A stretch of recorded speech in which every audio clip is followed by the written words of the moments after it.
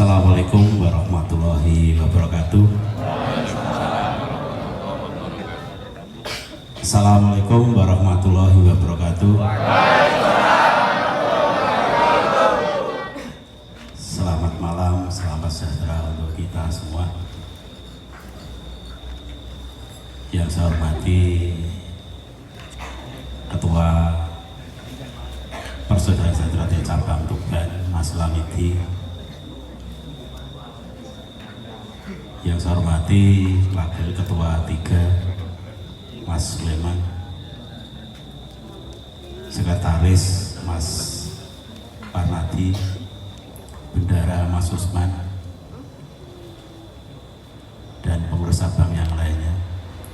Yang saya hormati Ketua Ranting Persaudaraan Ranting Tuban, Mas Sugeng, dan seluruh pengurusnya. Yang saya hormati para ketua atau koordinator rayon atau yang punya abdi negara ini, Pak Pri, dan yang punya unang, Mas Kris, dan saudara-saudaraku semuanya. Ada Mas Budi juga yang saya hormati, terutama para pelatih, khususan calon adik-adik saya, siswa hijau dan siswa putih Ranting Tuban yang pada malam hari ini sedang mengikuti acara sosialisasi yang tentunya saya cintai dan saya banggakan. Pertama-tama di bulan suci Ramadan ini, marilah kita senantiasa meningkatkan ketakwaan kita, selalu menyerah susur kita hadirat Allah SWT atas lima Ramadan karunia-Nya. Di masa pandemi ini kita masih bisa menjalin tali silaturahmi pada kesempatan hari ini. Salawat salam terturunkan pada junjungan kita Nabi besar Nabi Muhammad SAW. Mudah-mudahan kita sebaiknya mendapatkan syafaatnya di jalan. Saudara-saudaraku semuanya, saya diminta untuk menyampaikan materi sosialisasi Parlo. Ini yang paham mestinya masuk ke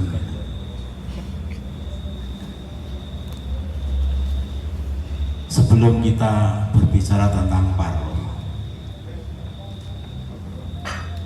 saya ingin mengajak berpikir dari tepian, ya, dari hulu kemudian nanti ke hilir, bahwa Persaudaraan Sejahtera ini lahir di zaman penjajahan, dirintis dan didirikan oleh seorang perintis pejuang kemerdekaan.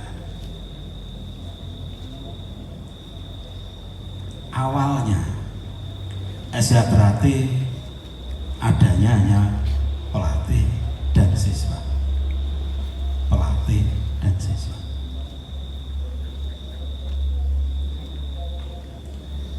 Maka boleh dikatakan awalnya Sejahtera itu adalah suatu perguruan. Ini yang tidak bisa kita lupakan. Maka apa yang disampaikan Mas Lamidi tadi adalah ada unsur yang namanya perguruan. Yang muda menghormati yang tua, yang junior menghormati yang senior. Itu adalah gambaran antara guru dengan murid, yang kemudian kita saat ini tidak mengenal guru dan murid. Yang kita kenal adalah kakak atau saudara tua dan saudara muda. Yang muda menghormati yang tua menyayangi yang muda. Tetapi yang muda dan yang tua saling bertanggung jawab. Perguruan ini kemudian berkembang sekitarnya, kemudian meluas Jawa Timur, Jawa Tengah, akhirnya Pulau Jawa, akhirnya di luar Pulau Jawa, se-Indonesia, bahkan sekarang sampai di luar negeri. Ajarannya sama, itu gambaran tentang Al-Quran. Jadi materinya sama. Karena berkembangnya SHTRT, maka dibutuhkan alat untuk melestarikan, alat untuk meneruskan, alat untuk mengembangkan ajaran. Maka dibentuklah yang namanya organisasi. Maka secara umum organisasi itu adalah alat untuk mencapai tujuan. Di dalam organisasi, karena organisasi kita itu adalah persaudaraan, berarti organisasi itu beranggotakan atau memiliki anggota orang-orang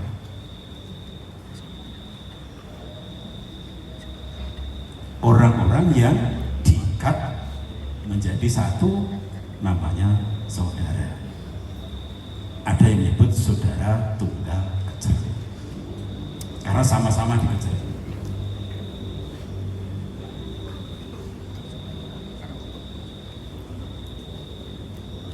Karena banyaknya anggota, maka untuk kepentingan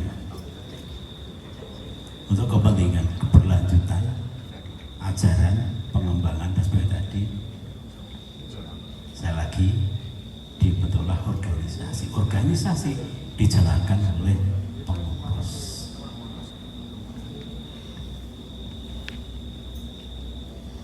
Kita dari situ dulu. Nah, yang bukan pengurus berarti apa?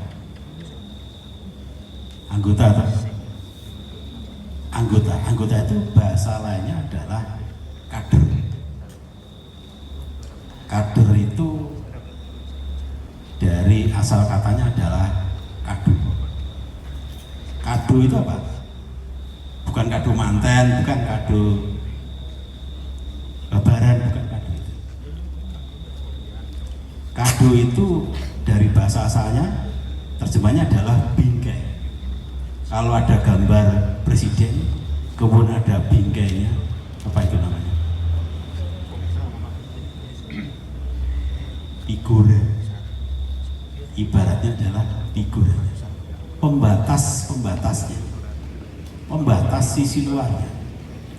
Maka kalau kadonya rusak, otomatis gambarnya nanti rusak. Seperti yang disampaikan Mas Lamidi tadi. Kalau ada anggota yang merusak ajaran, yang merusak perguruan, yang merusak organisasi, maka organisasi ikut menjadi pertaruh.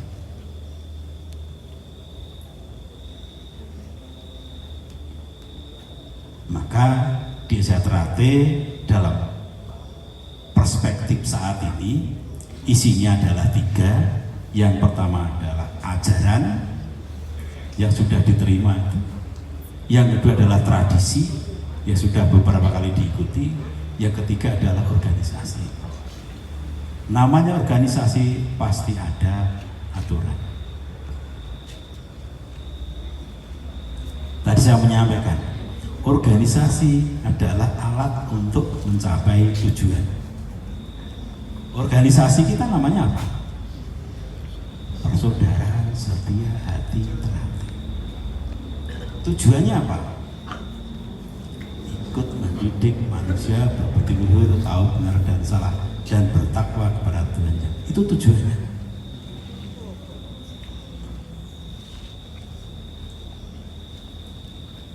Organisasi untuk bisa mencapai tujuannya dibutuhkan yang pertama namanya organ, yang kedua namanya forum.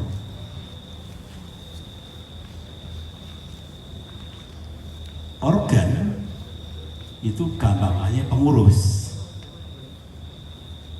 Organ itu gampangannya pengurus. Organ tubuh kita kan ibaratnya pengurus. Ada kepala, ada tangan, ada badan, ada kaki. Itu organ. Organ tubuh namanya. Kalau tadi kan namanya apa? Organisasi.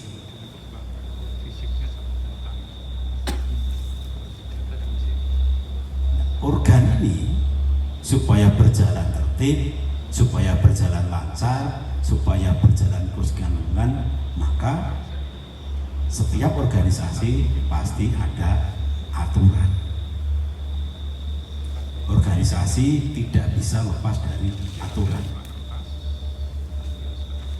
Mungkin ada aturan yang tertulis, ada aturan yang tidak tertulis yang disepakati.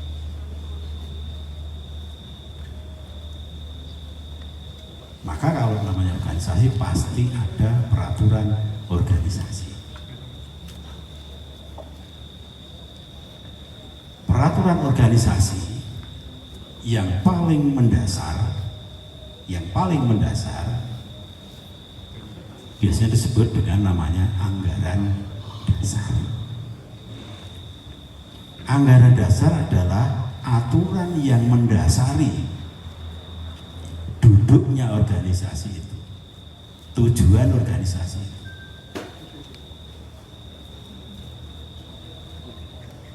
Kemudian rambu-rambu berjalannya atau rambu-rambu dasar berjalannya organisasi itu. Di dalam anggaran dasar, artinya di dalam, kalau kita di dalam dasar diri kita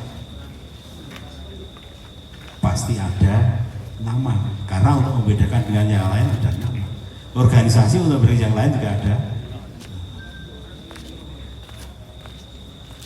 Sejak dulu organisasi kita memang masa penjajahan pernah berubah, pernah ada istilah pencak-spot club, tetapi setelah itu kemudian ada semacam kongres, kemudian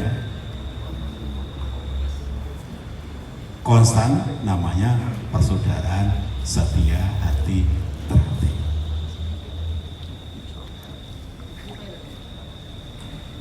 Kemarin terjadi polemik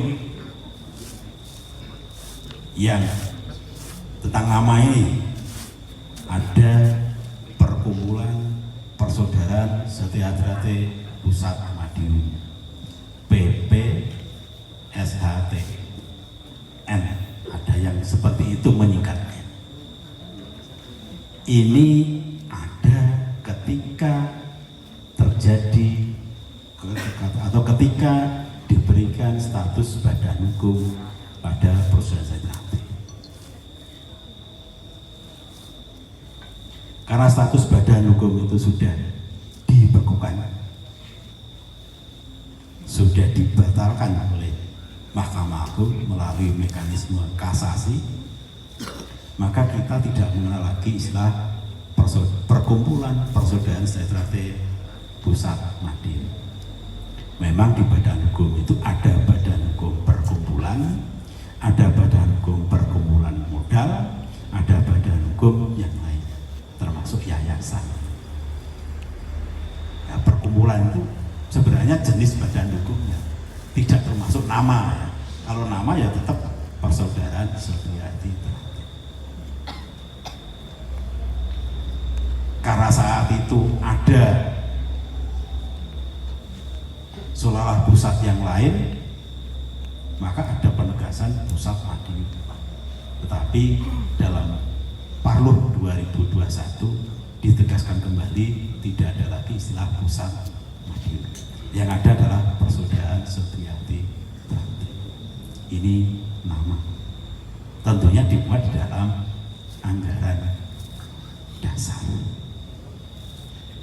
Tujuannya tetap, rambu-rambunya ada perubahan. Lah, untuk berjalannya anggaran dasar, maka ada yang namanya anggaran rumah tangga. Kalau negara itu ada negara, lembaga-lembaga negara, organ-organ negara, maka berjalan negara itu dibutuhkan aturan supaya negara berjalan, namanya pemerintahan. Nah, untuk berjalannya organisasi yang sudah ada anggaran dasar itu, supaya anggaran dasar itu, organisasi itu bisa berjalan sesuai dengan anggaran dasar, maka dibuatlah penjabaran di dalam anggaran rumah tangga. Menjabarkan apa? Menjabarkan organ. Menjabarkan apa? Menjabarkan forum yang tadi. Organnya ada pengurus, organnya bukan pengurus ya. Organnya ada pusat, ada cabang, ada ranting, ada rayon, itu organ. Organ itu supaya bisa berjalan untuk ketertiban, kelancaran, apa yang menjadi tujuan organisasi, maka ada pengurus.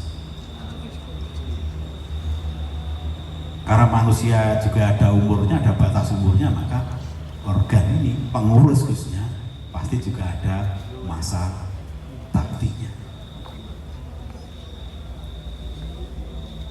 Lah bagaimana mengatur masa bakti ini? Maka diaturlah yang namanya forum. Organisasi dijalankan oleh pengurus. Pengurus itu ada masa baktinya. Untuk bisa menjalankan masa bakti ini, maka ada forum. Kalau di umum ada istilah namanya rapat. Ada rapat tingkat mungkin kecamatan, rapat tingkat kabupaten, rapat tingkat provinsi, rapat tingkat nasional. Kalau rapat tingkat nasional di luaran sebutannya adalah kongres atau mungkin rakernas atau mungkin apa. Di SHKT karena lahir di Jawa, maka tidak menggunakan istilah rapat, karena rapat bahasa Indonesia.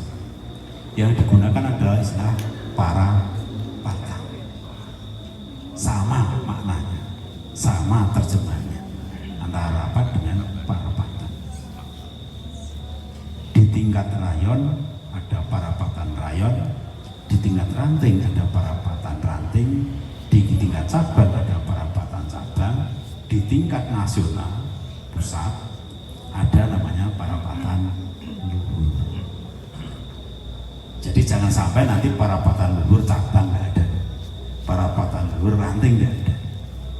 Yang ada kata-kata luhur itu skalanya adalah nasional dan yang ada di luar negeri, yang dimiliki oleh pusat.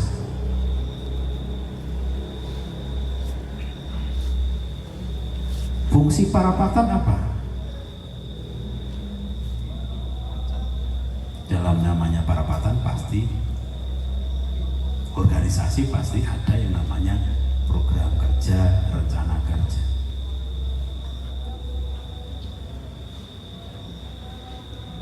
Kemudian ada parapatan yang isinya itu bagaimana melaksanakan program kerja.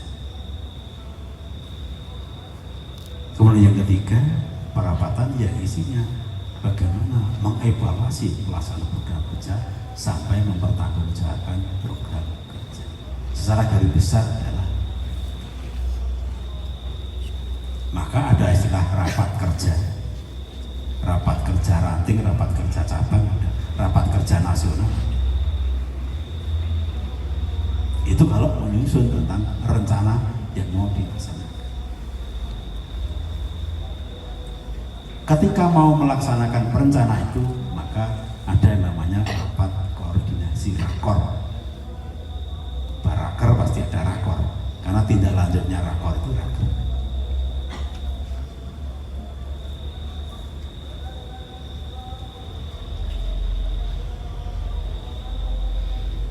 Setelah parapatan yang pertama biasanya berkaitan dengan program kerja dan perumusan atau penetapan pengurus. Karena yang lama habis masa baktinya, maka diteruskan oleh yang baru. Jadi ada ketertiban, kelancaran, dan kesinambungan supaya tujuannya itu berjalan.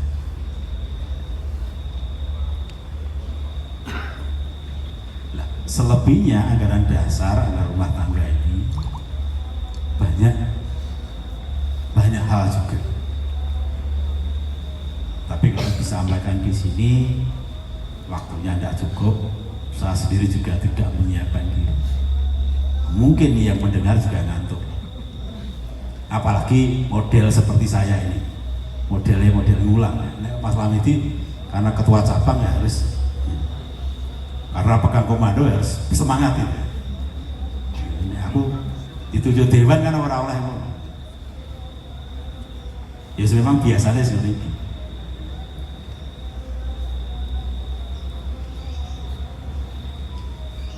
Jadi parapatan itu ya, parapatan itu forum memilih, ada forum mempertanggungjawabkan. Di SHTRAT sebenarnya berbeda dengan organisasi yang lainnya. Meskipun organisasi, tapi rohnya adalah perguruan.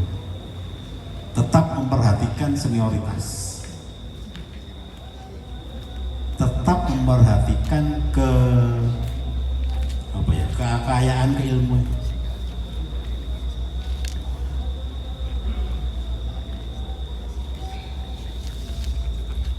Dan tanda petik, kalau di organisasi yang lain, parapatan atau rapat itu sebagai forum pertanggungjawaban, di SHTRAT sebenarnya tidak ada untuk itu, karena kita saling menjaga perasaan. Karena kita harus percaya, yakin bahwa gurunya adalah melatih jujur, muridnya yang dilatih jujur, maka yang menjadi pengurus-pengurus ini telah menggunakan urusan organisasinya dengan jujur. Maka di SHT tidak ada forum pertanggungjawaban.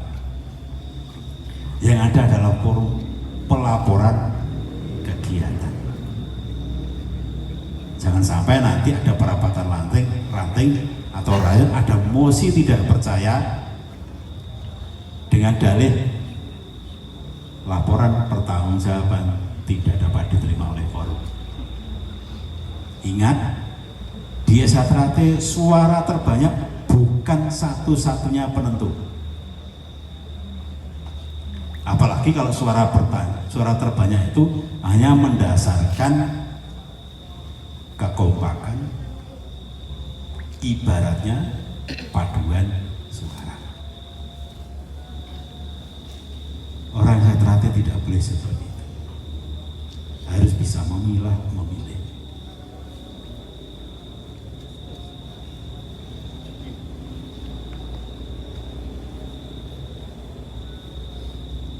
Inilah bedanya organisasi SHTRAT dengan yang lain. Organ dan forum.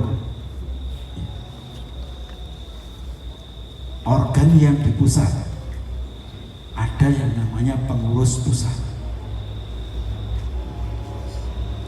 Di kepengurusan pusat ada namanya Dewan Pusat, urusannya adalah urusan spiritual atau urusan idealisme. Kemudian ada ketua, karena di pusat namanya ketua umum. Dewan Pusat ada ketua Dewan Pusat. Ketua Dewan Pusatnya siapa? Mas Isubianto. Ketua umum Mas Murjoko. Nah itu ada kabinetnya, ada wakil ketuanya, ada sekretarisnya, ada biru-birunya, dan kelengkapannya. Ingat, di organisasi tidak ada kepala, yang ada adalah ketua. ketua adalah simbol dari kolektif, kolegial, dikelola bersama, dimanage bersama. Ketua itu gambarannya adalah yang punya pikir, kepala, beratnya di atas ini, ada telinga, ada mata, ada cangkem, ya, cara Jawa. Pikirannya ketua diungkapnya lewat lesannya cangkem. Pikiran yang diutarkan lewat cangkem ditulis oleh sekretaris.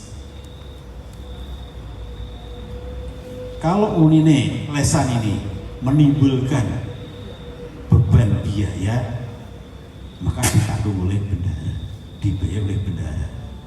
Bendahara tidak tahu tentang tulis menulis, sedangkan sekretaris tidak tahu tentang uang. Tapi ketua, dia berhak tahu urine tulis, juga berhak tahu tulisnya ongkos.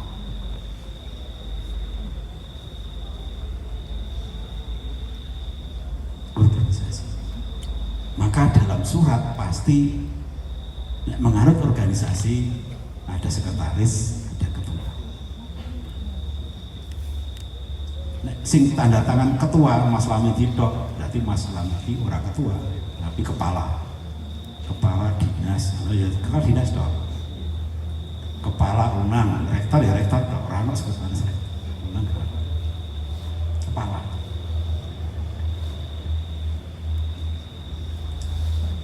Untuk kepengurusan pusat sudah dilantik beberapa waktu yang lalu, tadi ketuanya sudah. Artinya nanti kalau di luaran ditanya siapa ketua umum, jawabannya adalah Mas Murjopo.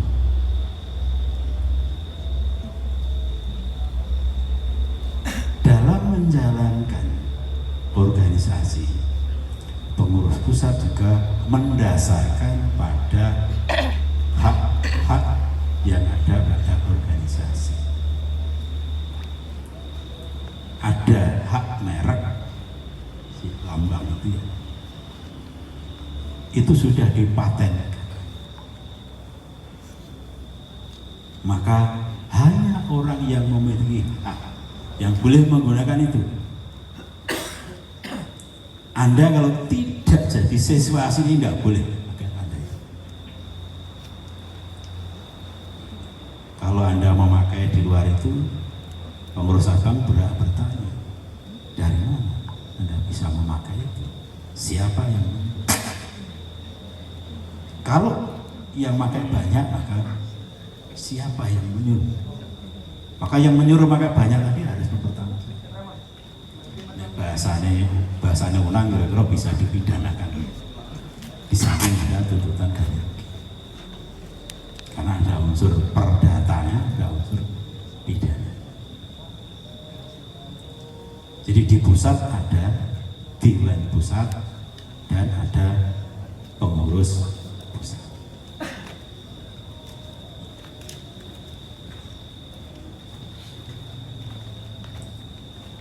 Kemudian yang sekarang ini ditegaskan lagi untuk membantu hubungan antara pusat dengan cabang, ada namanya perwakilan. Di tingkat provinsi itu ada perwakilan. Jadi pengurus perwakilan yang sifatnya adalah koordinator, bukan atasannya ketua cabang. Atasan ketua cabang adalah langsung ketua. Di tingkat cabang,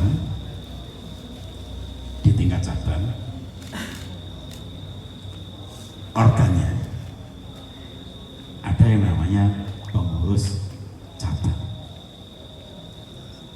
Pengurus cabang itu tanda petik memiliki dua makna. Pengurus cabang yang di dalamnya ada dulu namanya Dewan Pertimbangan Cabang. Dalam parapatan luhur tahun 2021 diubah hanya bunyinya Dewan Cabang.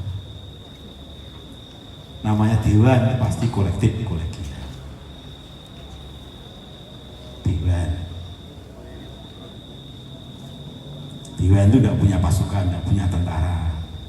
Yang punya tentara itu pengurus cabang. Pengurus cabang dalam arti ada pengurus sebenarnya ini pengurus harian.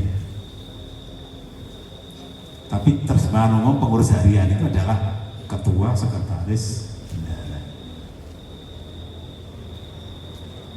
Jadi ada pengurus dalam arti umum, ada dewan dan pengurus cabang. Pengurus cabang di sini ada ketua cabang, sekretaris cabang, wakil ketua cabang. Wakil ketuanya ada 3. Wakil ketua 1 itu membidangi organisasi dan kaderisasi. Wakil ketua 2 membidangi teknik, berarti profesi. Kemudian wakil ketua 3 membidangi kesejahteraan dan termasuk pengabdian masyarakat.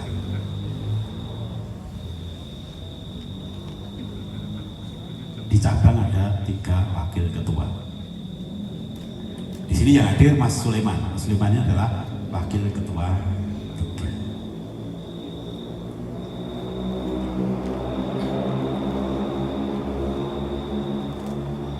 3. Itu pengurus di tingkat cabang sesuai dengan Parlo 2021.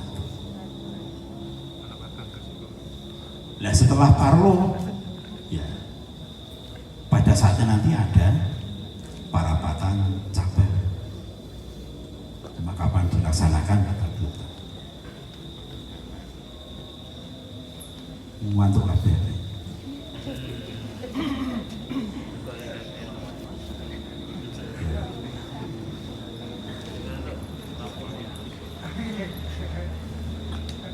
Aku raiso apa ya, raiso kaya Mas Lamidi model das raiso.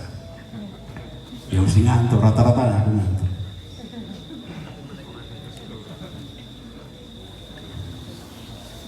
Para sepuh itu pernah mengajari pada kita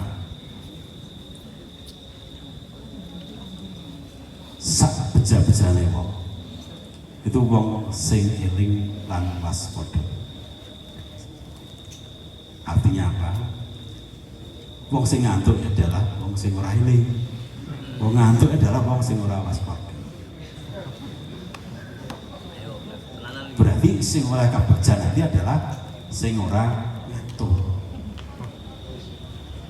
Sekarang ini materinya umum, kalau nanti sudah materi khusus kok ngantuk, ya wis memang jatahnya sakono. Itulah di S1.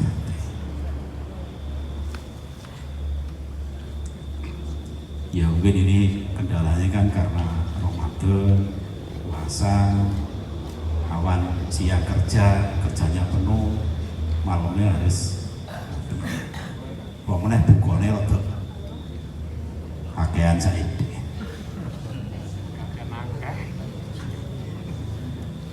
Bukone asik kakek ini. Setelah parapatan cabang nanti akan parapatan ranting, kemudian begitu seterusnya. Rayon yang dulu ada ketua rayon, setelah Parlo ini namanya koordinator rayon. Yang mungkin kemarin rayon itu punya stempel, ke depan rayon itu tidak memiliki stempel. Karena bukan sebagai organ, tapi sebagai kepanjangan organ. Kalau ranting punya stempel. Nanti ketua rayonnya so protes, saya ini ketua rayon pirang-pirang tahun oleh yang stempel.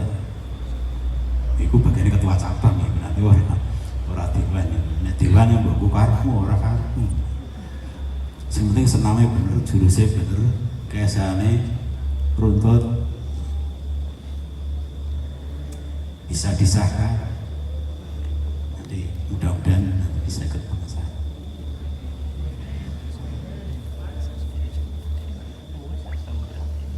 Itu poin-poin garis besar yang dapat kami sampaikan hasil Parlo tahun 2021. Ini adalah kelanjutan dari Parluh 2017. Parluh 2011 adalah kelanjutan dari Parluh 2016. Sekarang ini organisasi punya organ, punya anggaran dasar, anggaran rumah tangga, punya organ, punya forum.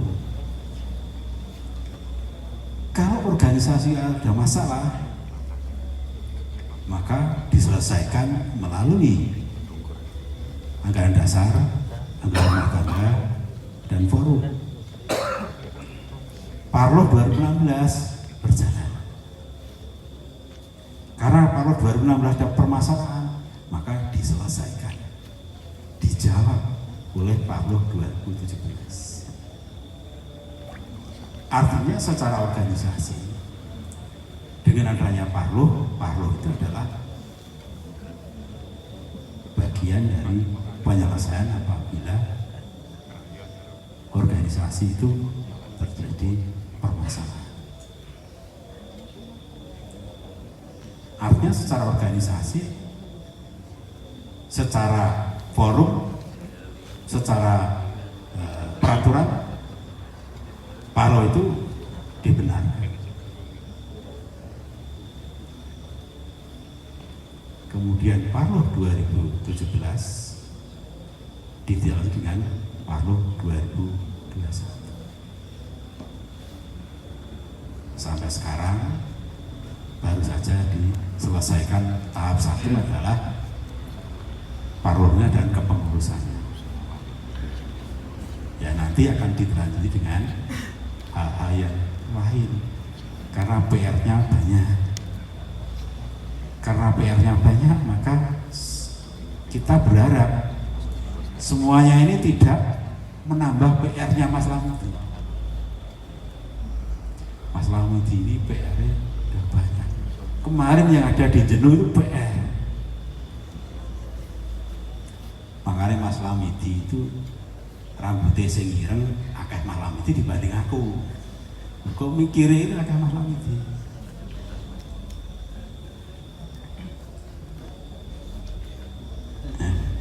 Iya wis ngajak tak balik ini.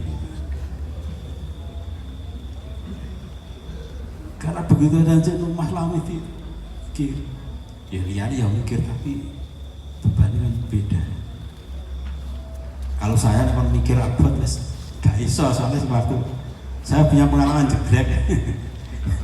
Jegrek karena stroke-nya itu ya, itu kan saya harus bisa bisa mengemong diri saya sendiri, harus bisa mengukur.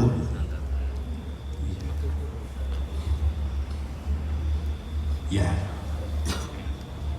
itulah Parluh secara umum, nanti detailnya kalau sudah disahkan akan tahu hal-hal yang lebih detail lagi. Itu di lambang itu ada persaudaraan hurufnya, P besar dilanjut dengan huruf kecil, itu berarti bagian dari kita. Tapi kalau ada lambang yang sama, ada tulisan persaudaraan hurufnya besar semua, itu bukan dari saya, bukan bagian dari kita, Mas. Bukan bagian dari kita. Kalau ada yang pakai itu, lapor pelatih lapor pelatih, harus diganti. Akan menjadi bibit pihak lain untuk melaporkan kita ke pihak aparat penegak hukum kalau kita yang pakai. Maka kalau ada pelatih nanti koordinasi dengan Satpam. Itu adalah bagian dari Parluh. Saya kira itu garis besar yang dapat kami sampaikan. Bisa diterima 50% ya alhamdulillah. Diri ono sing 5% ya alhamdulillah. Saya lihat soalnya ada yang sing ono sing 5 berat. nomor 10 Pak 15 menteri-menteri B ya. Ya saya memahami. Mungkin kalau ada tambahan yang lain, barangkali saya tidak bijak kalau terlalu lama. Dan kalau apa yang kami sampaikan itu kurang jelas, nanti bisa ditanyakan, didiskusikan di lain waktu, bisa juga di lain tempat, di lain kondisi. Dan juga pertanyaan tidak harus ke saya, bisa ke Mas Sugeng atau yang lain. Intinya kalau Mas Sugeng bisa jawab, berarti saya bisa jawab. Tapi kalau saya tidak bisa jawab, mungkin Mas Sugeng bisa jawab. Karena yang menguasai medan inilah Mas Sugeng. Demikian. Tak dulu harus dukung ini maka itu.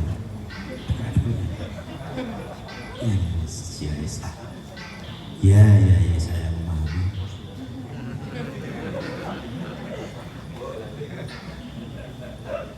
Tetap saya terima kasih atas perhatiannya, didengarkan sedikit, didengarkan banyak, tidak didengarkan karena dengarkan kuping kanan langsung wes-wes kuping kiwa ya. Mohon maaf. Assalamualaikum warahmatullahi wabarakatuh.